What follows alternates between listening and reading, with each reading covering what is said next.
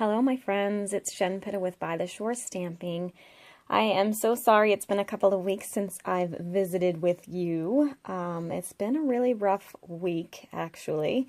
Many of you know that if you're on my email list that I had vertigo last week.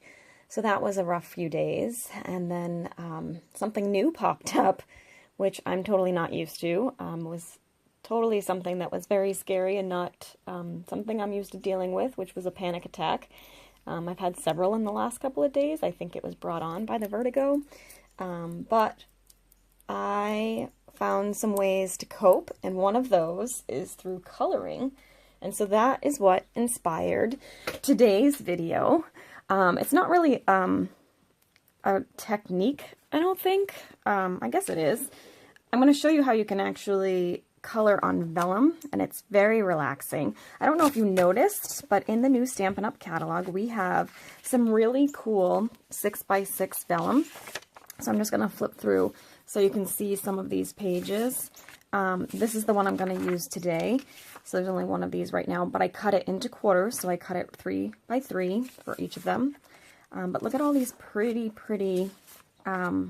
patterns.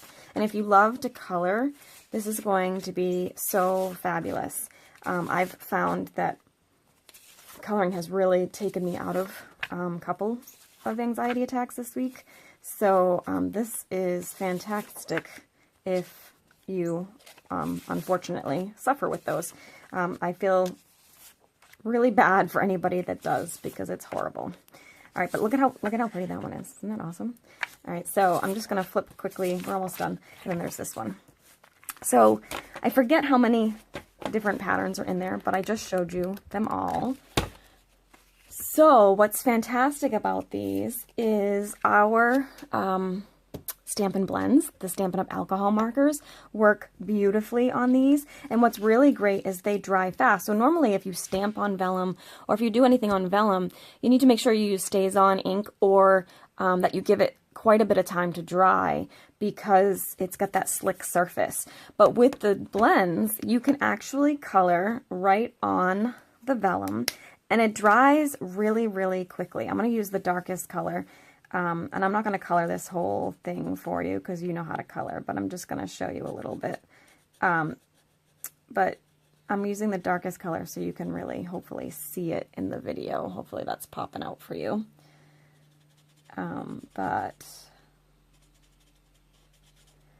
I find it so relaxing to color. The other thing that's actually been a lifesaver for me during this whole week has been crafting. Of course, right after the vertigo, I couldn't really do much because I was just so dizzy, and just doing anything made me kind of seasick. But once that subsided, the crafting really kind of takes your focus and pulls you out of the anxiety that I was feeling. So that is always a good thing. So as you can see, you can just kind of color right on the vellum, and you get so much vibrant color. So this is using the darkest blends. If you're not familiar with the Stampin' Up Stampin Blends, which, like I said, are our alcohol markers, they come in two different tones for each color. So this is Bermuda Bay, and you have the light Bermuda Bay and the dark Bermuda Bay. So with this one, it's Pool Party, and the light and dark. The light one really doesn't show up on the vellum very well. The darker one does, but it's a very light color, so you're probably not even going to see it. I'm just going to color this one little square so I can see if you can see it. But it will look really cool because it's very light even to my own eye looking right at it. But once you put it on paper, it kind of pops, and I'll show you that in a second. So see, I don't know if you can see that there's color on there. But so basically you would go through and color your whole piece, and then you end up with something like this. And I'll tell you a little trick too. This is a really cool trick from my niece. I don't know if you're like me, but sometimes when I look at something like this, I'm like, how do I color this? Like, what colors do I use? What will go together? So my niece is a coloring expert. She loves to color. I buy her lots of coloring things because she loves it so much. And I do too. I always have. So it's good that that's kind of a safety zone for me now. But what she told me is when she's coloring an image, we were talking just this past weekend because we were doing some coloring with some glitter pens in one of her coloring books, and I was using the paint, like the color by number ones, just because I sometimes struggle to pick colors, and she told me that she always selects a color combo that she likes before she starts coloring. So she picks the colors first, and then she goes ahead and starts coloring using those pre-selected colors. And I found that really helpful. So I picked these colors right out of my stock first, and then I went back and started actually coloring the image, and I just based it from there. I based the coloring on which colors I already picked. So I just picked from these rather than my overall collection, which can sometimes be overwhelming, as I'm sure you can relate with. All right, so let's make a card with this. I actually already did one, but I'm not going to show it to you. I'm going to let you be surprised because I like to do that. But we are going to use this as kind of the focal point. So I'm taking an 8.5 by 5.5 inch piece of Calypso Coral cardstock, and I'm creasing that in half to make my card base. I'm going to use today, this is actually a brand new stamp set that I was going to do a class with at Tropical Getaways this past weekend, but unfortunately wasn't able to go. So this is brand new, and I'm going to break this out today, and I'm using, it's called A Good Day, and it's a really cute set. I'm going to use Calypso Coral ink on the Calypso Coral cardstock, and I'm using this really simple little circle image. So when you stamp with these, as you can see, there's a big solid center in here. It's very, very important that you lightly tap on your ink pad and lightly tap to your paper. You want to put enough force onto it that you're sure that you get the full image, but you don't want to push too hard, particularly on the ink pad, because then you'll get ink in the middle here and it will transfer to your project. And I can show you where it happened just a tiny bit on my finished project, but I'm going to try to make sure that doesn't happen on this one. So we'll see how I do. All right, so I'm just going to add a couple more right here. Perfect. So there's that. And then I used the ribbon border punch, which I really love. I already pre-punched it just because of time, but I love that punch. You can just punch like an inch of cardstock with whatever size length you need, so then you get this really cute little ribbon border. And I'm going to layer that underneath this Calypso Coral striped ribbon. You could use this side, but because the coloring piece is kind of bold and prominent, I'm going to use this more subtle side for this, but I'm going to layer this down in the center of my card. So I'm just going to put a little bit of tape along the edge of this, and then I'm going to go ahead and attach that down. Oops. It does get a little bit of tape on the back, but that's okay because I'm going to need it there in a minute anyway. And then I'll just put some more tape along the back here.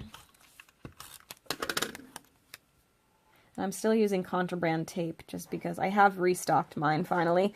I was out for a while and had to buy some at the store, and I still have some left, so I'm just kind of using it up.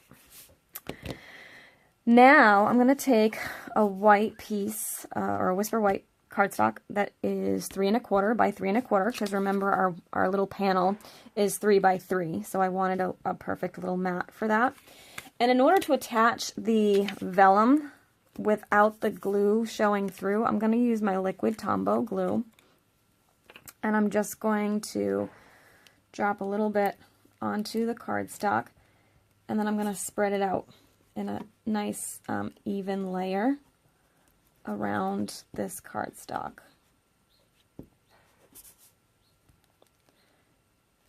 And you may have to put a little bit on there. You want to make sure it's kind of spread out so you don't get any big bubbles of it anywhere.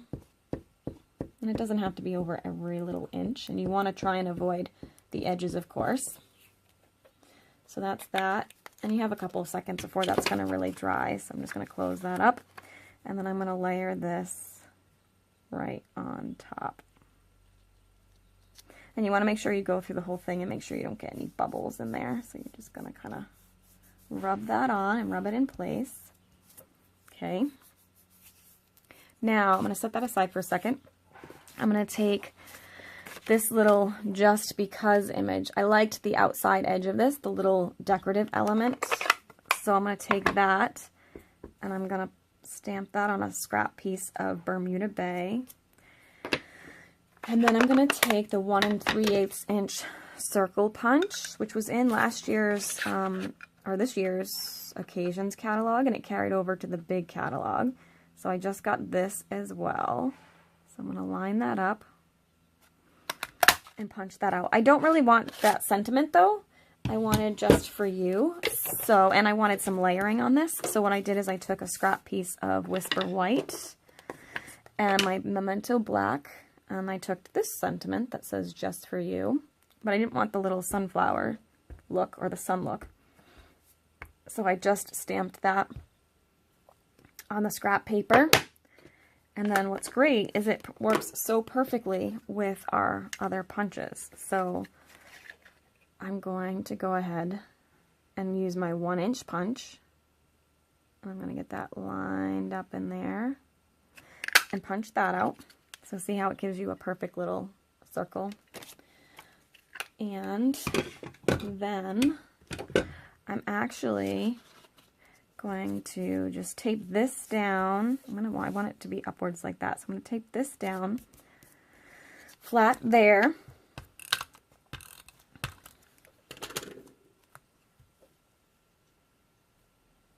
And then I'm going to take a little bit of, literally all I have left is a little bit of the Whisper White twine, baker's twine. And I'm going to tie a little bow around this. Remember, we're going to cover up that Just Because, so I'm going to go ahead and just tie that right to here. And I always like to tie a knot first before I tie the bow. I kind of cut way too much here, so I'm a little clunky. All right, now I'm going to tie the little bow like that. And like that.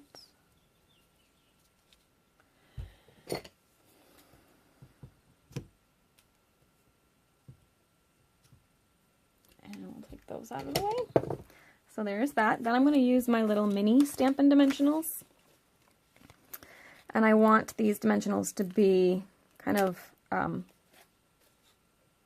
at the top and the bottom here, so they don't get interfered with, or don't interfere with that ribbon. So I'm going to make sure the Just For You is face up, and I'm going to put one at the top, not face up, but positioned the correct way on the back side.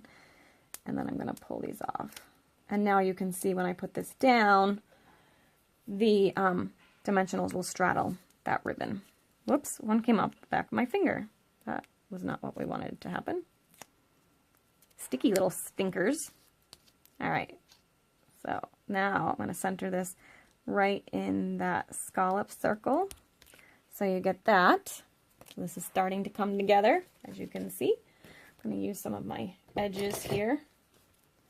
I always save these for me. I leave the full ones for my class. So I'm just going to chop these up a little bit.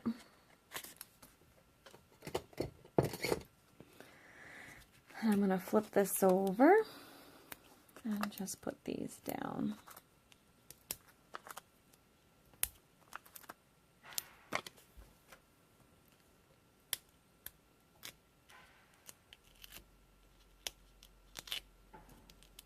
And now we can put this onto the card, and we're just about finished. So I'm going to stick, oh, I covered up all the circles over here. Whoops. So let me just quickly add a little dimension here. I'll put one there. And I don't want to stamp on the pattern paper, so I'm just going to put my scrap piece here and stamp another one there. Yeah, that's better. And maybe, oops, And maybe one just down there. Okay, it's a little bit better. I didn't position my little pattern paper very well there, but that works. So now I can position this down. And then I'm just going to add some of the metallic pearls. Metallic pearls actually come in gold and silver, so you get both when you order them. So you get this little sheet of silver, and then you'll get a little sheet of gold as well. So we'll just put a couple of these on there, and voila, there is the finished card. So you can sit and color for hours and make dozens and dozens of cards with this little stack of this vellum cardstock. It's just $11. I'll put the item number in the description of this video because I forgot to write that down. But it's a great value. And of course, you'll want to make sure you grab a couple of these amazing blends markers because they work fantastic. Or you could use other alcohol markers if you have them. I just love these because obviously they coordinate with the colors that I use for my Stampin' Up! Cardstock, so it works beautifully. All right, have a great day. Thanks so much for watching, and we'll catch you next time for Teach Me Tuesday.